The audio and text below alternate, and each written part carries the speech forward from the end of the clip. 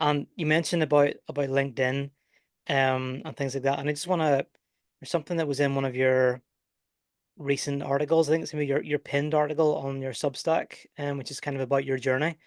I'm just going to quote this. You said, I become a writer, self-published 2 books, launched my memoir with a publisher, launched 3 ebooks, become a public speaker, launched this newsletter, and built an audience of 15,000 people across Medium, LinkedIn, and Substack.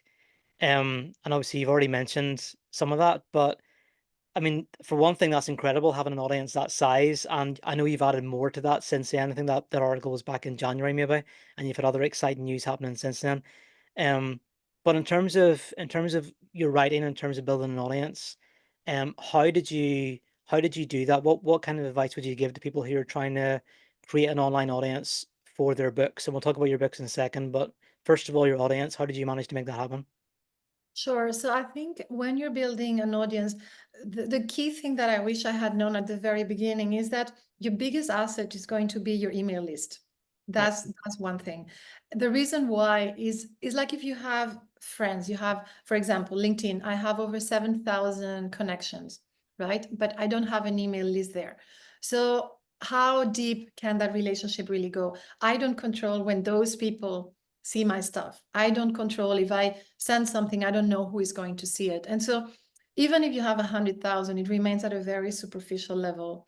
When you have a newsletter, even if it's small, you really start to build a much more intimate relationship with your audience, with your readers, with your followers. It takes a different level because you're controlling the journey. And so they're kind of growing with you. So I think, technically speaking, understanding the difference between followers and subscribers is something that's really, really huge.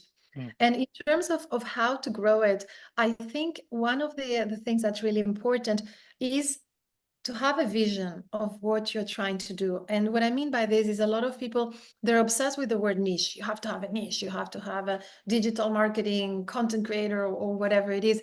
And if you have that niche already, it's great. And a lot of people are very successful with that.